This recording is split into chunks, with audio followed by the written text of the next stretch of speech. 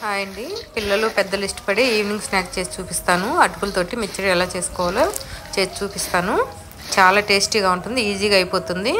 First oil పెట్టేసుకొని oil కాగిన తర్వాత కార్న్ఫ్లేక్స్ తీసుకొచ్చుకొని ఆ కార్న్ఫ్లేక్స్ ఫ్రై చేసుకోవాలి.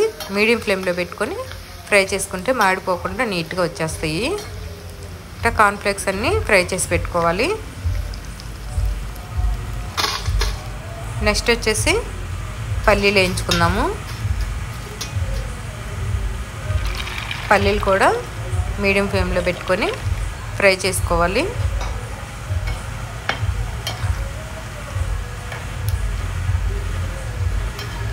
పల్లీలు వేగిన తర్వాత అవి కూడా పక్కకు తీసేసుకొని నెక్స్ట్ వచ్చేసి జీడిపప్పు, ఒక గుప్పిడి జీడిపప్పు వేయించుకుందాము. అన్నీ ఈక్వల్ క్వాంటిటీ అనమాట. 1 కప్పు కార్న్ఫ్లేక్స్ తీసుకుంటే 2 కప్పులు అటుకులు, 1 కప్పు పల్లీలు, 1 కప్పు శనగపప్పు, జీడిపప్పు మన ఇష్టం అనమాట. ఇలా మొత్తం మనం తీసుకున్న పల్లీలు, జీడిపప్పు, కార్న్ఫ్లేక్స్, అటుకులు, శనగపప్పు అన్నీ వేయించుకొని మీడియం ఫ్లేమ్లో వేయించుకొని పక్కన పెట్టేసుకోవాలి. నెక్స్ట్ వచ్చేసి ఒక 5-6 పచ్చిమిర్చి కూడా చీలికలు చేసుకొని అవి కూడా ఫ్రై చేసుకోవాలి. 1 గుప్పిడి కరివేపాకు కూడా ఫ్రై చేసుకొని అందులో వేసేసుకోవాలి.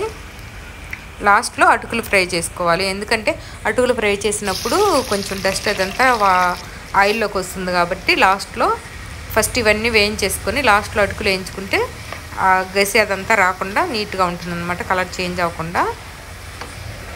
అందుకని ఫస్ట్ ఇవన్నీ ఫ్రై చేసుకున్న తర్వాత లాస్ట్లో అటుకులు ఫ్రై చేసుకోవాలి.